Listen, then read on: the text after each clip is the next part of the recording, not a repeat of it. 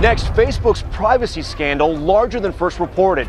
We didn't take a broad enough view of what our responsibility is, and that was a huge mistake. It was my mistake.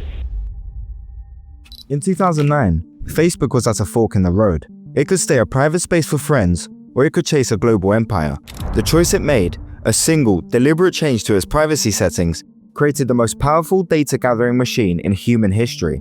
Years before Cambridge Analytica became a household name, this was the moment Facebook chose explosive growth over your privacy. And the most shocking part? The loudest warnings came from inside Facebook itself. This is the story of the decision that changed everything. It's hard to remember now, with our digital lives broadcasted across a dozen platforms, but there was a time when Facebook felt small, private even. When it launched in 2004 and years after, its whole appeal was exclusivity. You joined with a university email and you were only connected to people at your school. It was a digital copy of a real-world community. This idea was known as the walled garden. Your photos, your wall, your late-night rants about exam stress, it was all protected, contained within a network you actually understood. In the years that followed, Facebook expanded to high schools and companies, but the core idea was the same. You opted into a network and your information stayed there. The default was privacy. Before 2009, your profile was visible only to specific groups like your friends, your school, or your regional network. It was a system built on assumed trust and clear boundaries. The company's own privacy policies from that time sound almost quaint today, filled with big promises about user control. One policy said, "We understand you may not want everyone in the world to have the information you share on Facebook. That is why we give you control of your information. You choose what to put in your profile, and you decided who saw it. It felt safe because, compared to the wild, anonymous internet, it was safe." This feeling of a secure, semi-private space was the bedrock of Facebook's early success. It convinced millions of people who would never dream of creating a public homepage to digitize their social lives. They uploaded family photos, listed their political and religious views, and mapped out their entire social graph, one friend requested at a time. They did this because they believed they were in control.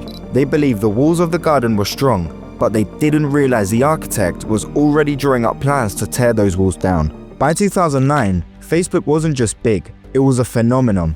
With 350 million users, a number that made it one of the largest online platforms in the world. But in Silicon Valley, growth is a relentless god, and all for its success. Facebook was starting to feel the heat from a new rival that was faster, more open, and catching fire, and that was Twitter. Twitter was everything Facebook wasn't. It was public by default. Every tweet was a broadcast to the entire world, a real-time fire hose of global information. It was chaotic, instant, and viral. For Mark Zuckerberg and his team, Twitter's rise was both a threat and an opportunity. Facebook was a bunch of quiet, walled-off gardens, and Twitter was a global public square. And the public square was growing faster. The internal logic became unavoidable. If Facebook wanted to dominate, not just compete, it needed to become the source of public content, not just private connections. It needed a stream of public data to rival Twitter's. But how do you do that when your entire platform is built on privacy? This was the crossroads. One path was to stick with the privacy-first model that earned the trust of its first 350 million users.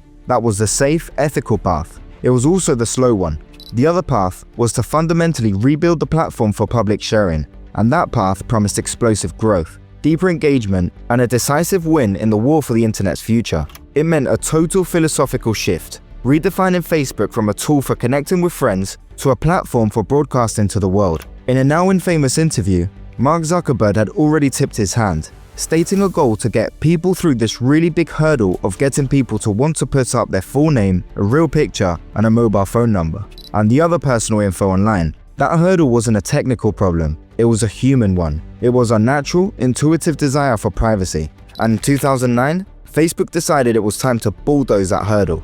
This led to a series of choices that, while cloaked in the language of user empowerment, were designed to achieve one thing: make personal data public. The plan Facebook's engineers and executives devised was technically elegant, but its consequences were deeply cynical. It wasn't a single switch flipped in the middle of the night. It was a gradual, systematic dismantling of the privacy protections users had come to expect. It started with redefinition of words. In late 2009, Facebook created a new category of data: publicly available information, or PAI. This sounds like harmless corporate jargon, but the implications were huge. Under the new rules, key pieces of your profile that you could previously control were now designated as permanently public. This included your name, profile picture, gender, current city, your list of friends, and the pages you were a fan of. Let's put that in real-world terms. Imagine you live in a house with curtains on the windows. You can open them for friends or keep them shut. But one day, the company that built your house sends you a notice. It says the view of your living room, the list of guests you've ever had over, your gender, and the address of your house can't be covered by curtains anymore. They are now, by definition, part of the public front of the house, like the paint color. You have no say, and the control is just gone.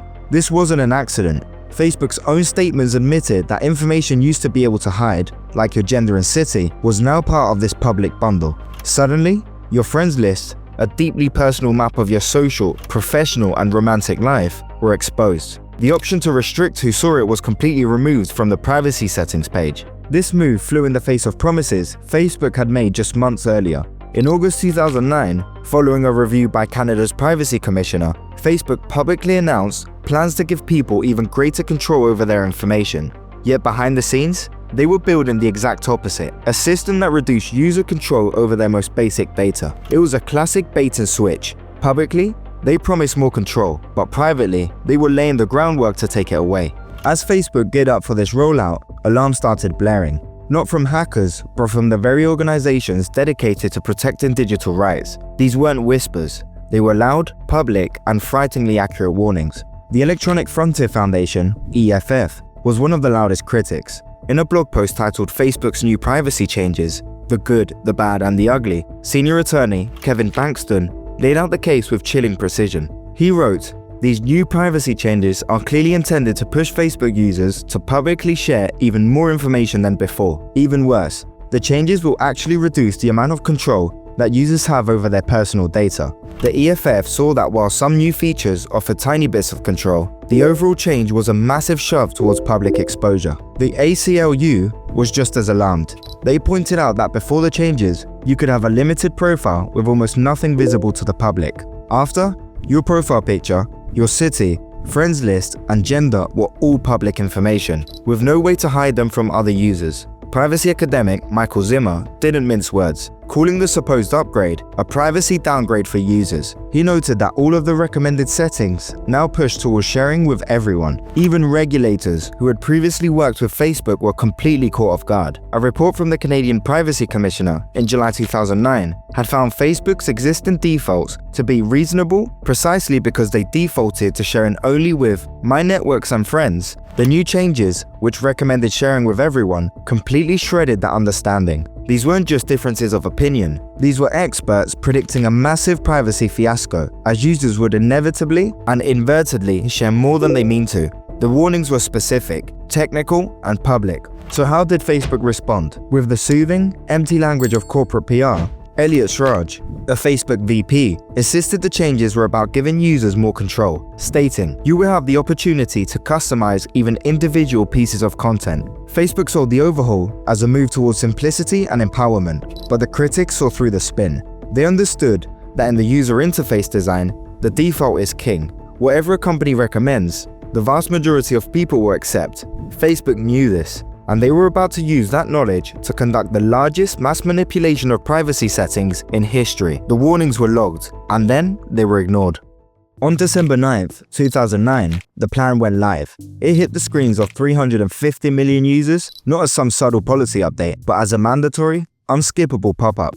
The transition tool. Every single person had to click through it to keep using Facebook. On the surface, it looked friendly enough. Facebook's announcement declared it was taking an unprecedented step by asking everyone to review and update their settings. The tool was framed as a way to personalize control over their information. It gave users a choice: keep their old settings or adopt Facebook's new recommended ones. But this is where the design's genius became a masterclass in manipulation. The recommended settings were pre-selected for anyone who hadn't customized their settings before. And for the status updates, wall posts, and photos, the very heart of your content, the new recommended audience was everyone. This was a seismic shift from the old default of your network and friends. For anyone who simply trusted the recommendation and clicked confirm, their once semi-private life was now being broadcasted to the entire internet. The tool was engineered to exploit human psychology. Most people don't read the fine print. They trust the platform. They see a friendly blue button that says recommended and they click it.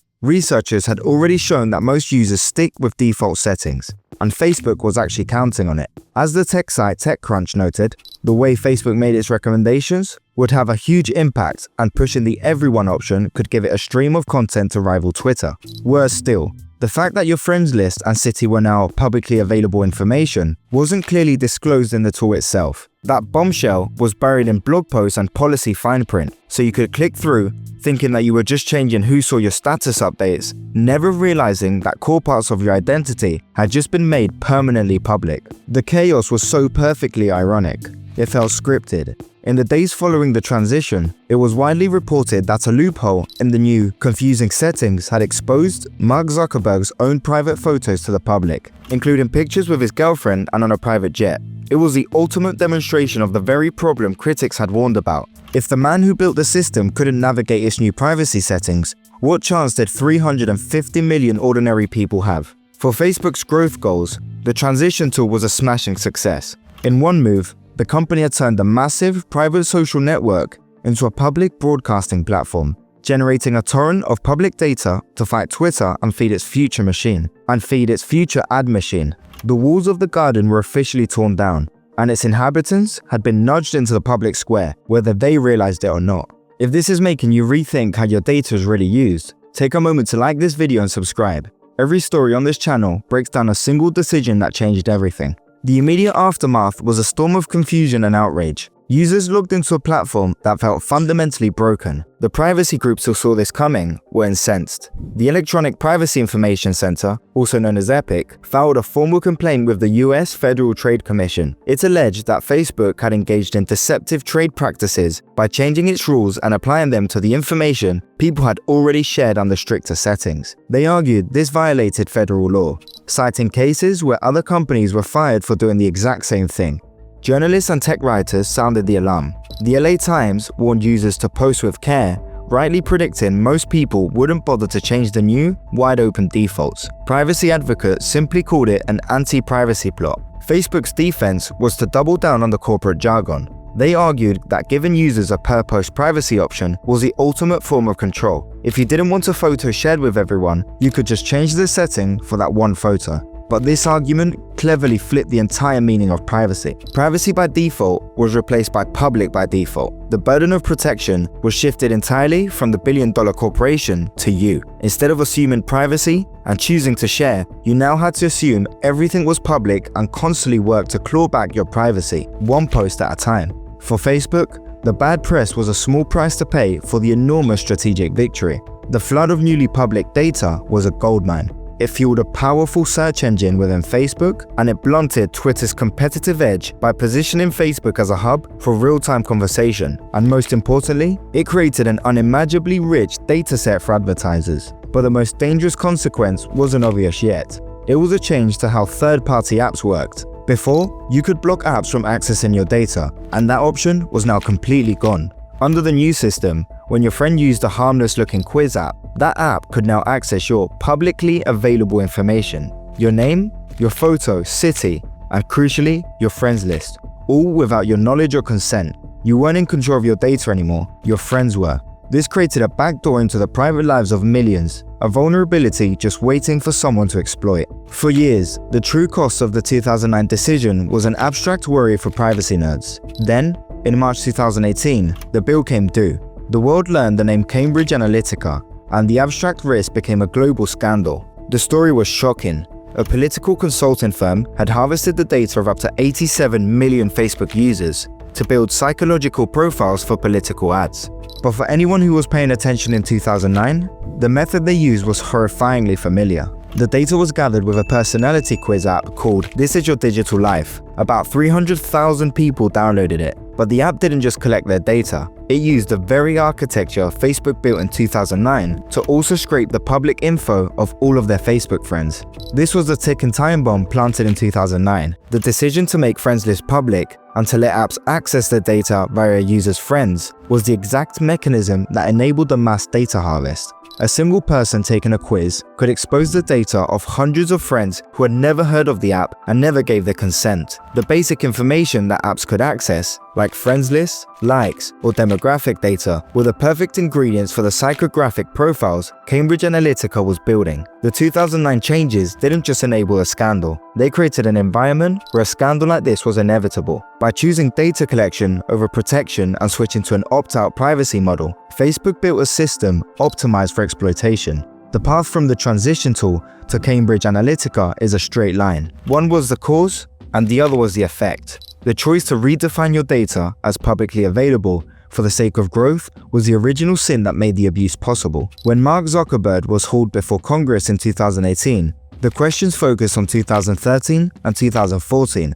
when the data was harvested. But the real cause, the decision that opened the door, happened years earlier, in a series of meetings and policy updates in 2009. It wasn't a bug, it was a feature, deliberately designed in the pursuit of growth. Facebook's history is littered with privacy scandals, but they aren't disconnected accidents. They are the logical, predictable results of a single, foundational choice made over a decade ago. In 2009, facing a competitive threat, Facebook made a conscious decision to sacrifice user privacy for the sake of growth. They ignored clear warnings from experts. They used misleading language and manipulative design to push 350 million people into sharing more than they ever intended. They redefined what privacy even meant and tore down the very walls that made their users feel safe, all while pretending to give them more control. The Cambridge Analytica scandal wasn't an anomaly. It was the inevitable eruption of a vulnerability coded into Facebook's DNA years earlier. Facebook, now known as Meta, has paid countless fines and issued countless apologies since then. Its privacy settings have been redesigned again and again, but the core philosophy, that your data is a resource to be mined for profit, is still the engine of the business, the company's trajectory, and in many ways, the internet's. And it was set in that moment. So it's worth asking, has the fundamental choice made in 2009 ever really been reversed? Or has anything really changed? What are your thoughts? Let me know in the comments below. If you found this investigation interesting, please consider liking this video and subscribing for more deep dives into the decisions that shape our digital world. Thanks for watching, and I'll see you on the next one.